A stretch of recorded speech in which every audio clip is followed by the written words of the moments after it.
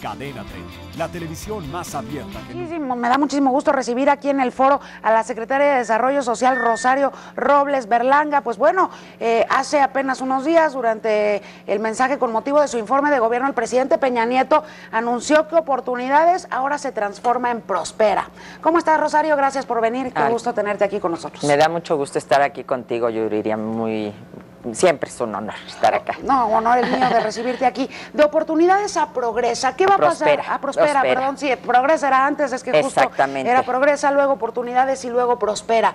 ¿En qué va a cambiar la política social en ese sentido, estos programas que desafortunadamente de repente parece que no han rendido los frutos a través de las décadas que deberían de haber rendido en nuestro país, Rosario? Bueno, hay que reconocer que los programas de transferencias monetarias, primero Progresa y después Oportunidades, han tenido impactos positivos, sobre todo en mejorar las condiciones de educación y de salud de sectores pobres de la población. Menos deserción escolar, menos niños trabajando, las niñas en las escuelas, porque hay una beca mayor para niñas y entonces ahora sí las mandan a la escuela, atención en los centros de salud, etcétera, que han permitido que de alguna manera haya mayores capacidades de este sector de la población. Sin embargo, el objetivo fundamental, que era romper el círculo intergeneracional de la pobreza, no se ha cumplido. Y esa es la reflexión que nosotros hicimos. Cuando hablamos de círculo intergeneracional, quiere decir que de abuelos pobres, papás pobres, hijos pobres. Exactamente, siguen siendo, a pesar de la enorme inversión que ha hecho el Estado mexicano en estas generaciones, en estas nuevas generaciones, siguen siendo tan pobres como lo son sus padres. Entonces, si tú analizas la curva en la que ha habido recursos cada vez mayores para estos programas, un mayor número de familias incorporadas, y sin embargo la línea de la pobreza sigue igual, entonces es ahí donde dijimos nosotros, tenemos que dar un salto, tenemos que subir un escalón, retomando lo positivo del programa, pero planteando una puerta de salida. ¿Cuál es esa que era lo que se fomentaba de alguna manera. Entre peor estés, mejor, porque te vamos a dar tu transferencia monetaria. Y esto las mujeres nos lo reclamaban muchísimo y nos decían, porque la mayoría son mujeres beneficiarias de estos programas, te decían, es que nosotras sabemos trabajar, nosotros lo que queremos es que nos den los instrumentos para salir adelante por nuestro propio pie. Y pensamos... Ese fue en un primer momento, perdón que te interrumpa, Rosario, pero en un primer momento ese fue un importantísimo cambio en la política social, porque cuando le daban la lana a los padres de familia, luego nos enteramos, ¿no?, en múltiples reportajes, trabajos periodísticos, pues que los señores terminaban yendo con la lana que les daba el Estado mexicano para combatir la pobreza, pues en realidad se la iban a beber a la cantina. Había ¿no? esos casos, y con la mujer hay la garantía de que ese ingreso entrará al hogar y será para fomentar el desarrollo de los hijos, pero además están las corresponsabilidades, es decir, para que ese dinero se proporcione, tiene que haber una responsabilidad, sobre todo de la jefa de familia, de la mujer, en llevar a los hijos a la escuela y en llevar a los hijos al centro de salud. Pero había que dar un salto, había que vincularlo con la salida productiva, es decir, que la transferencia monetaria fuera una plataforma, un sostén, mientras se generaban las condiciones para un mayor ingreso de esas familias, ya sea a través de un proyecto productivo, a través de un microcrédito, a través de un programa emprendedor, de la inclusión al empleo, a través de mayor educación, porque a los jóvenes, niños, oportunidades se les becaba en la primaria, se les becaba en la secundaria, se les becaba en el bachillerato y ahí se les dejaba. Si conseguían un trabajo, si seguían estudiando, ya no era un problema del programa. Y entonces nosotros dijimos, bueno, tienen el Estado mexicano ha invertido 12 años en la educación de estos niños y jóvenes, hay que darle continuidad a ese esfuerzo, y esa es la instrucción que nos dio el presidente Enrique Peña Nieto. Tenemos que encontrar la vía para que esas familias complementen su ingreso, mejoren su ingreso, sean productivas, se incorporen a la formalidad, al empleo o a una actividad productiva, y eso es lo que ahora es Prospera. Por eso el nombre, se trata de prosperar, se trata de mejorar. Entre mejor estés, mejor le va a ir a tu familia, y te vamos a seguir dando este apoyo mientras tienes una sustentabilidad y te puedes sostener por ti mismo. ¿Cómo va a operar eso? Es decir, pongamos el ejemplo de un chavito que en efecto ya y se aplaude que termine la primaria, que termine la secundaria, que esté también en una educación preparatoria. ¿Qué va a pasar después? ¿Cómo entra Prospera, digamos, en esta historia de vida? Cada año son 250,000 jóvenes becados ahora por Prospera que se gradúan del bachillerato.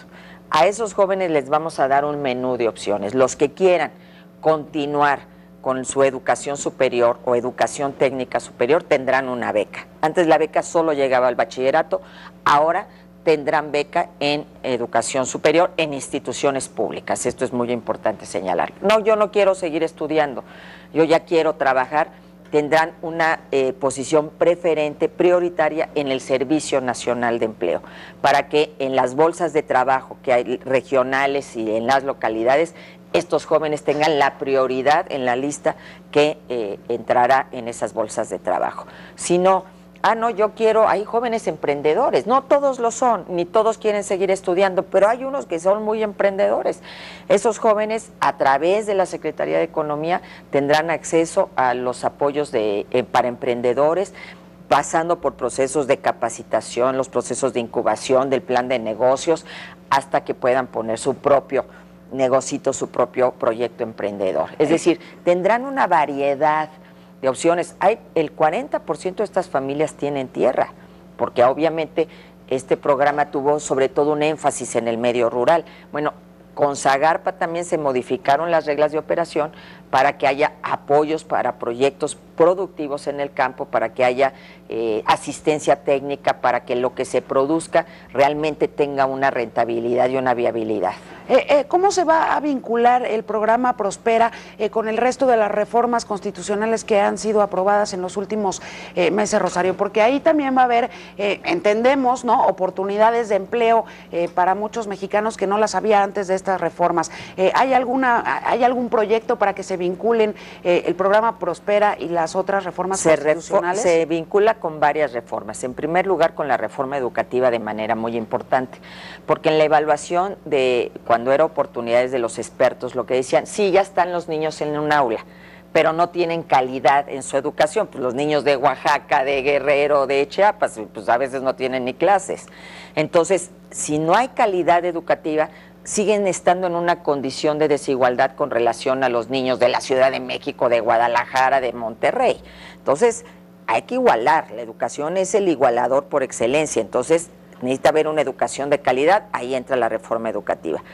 Entra la reforma financiera, porque una parte muy importante del Prospera va a ser la inclusión financiera, crédito, fomento al ahorro y seguros para 6,100,000 familias mexicanas que están excluidos de los servicios financieros. Entonces, ¿por qué es posible dar un crédito barato? Porque la reforma financiera fomenta la banca de desarrollo mexicana, la banca pública, y esto va a permitir tener estos programas que es muy difícil que la banca privada pueda sostener en estos segmentos de la población.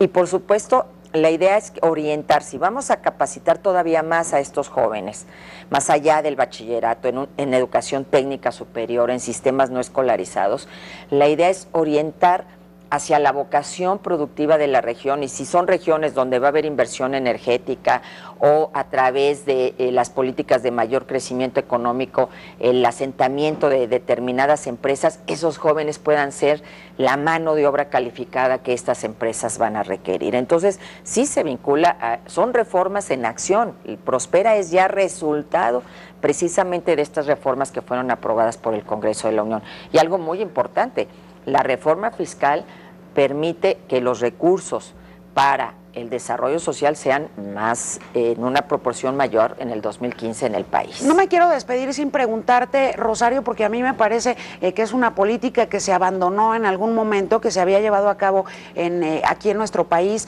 y se abandonó, y es una política que no solo México debe de tener, sino todo el mundo, y sobre todo cuando hablamos de familias asociadas a el muy lamentable y doloroso tema de la pobreza.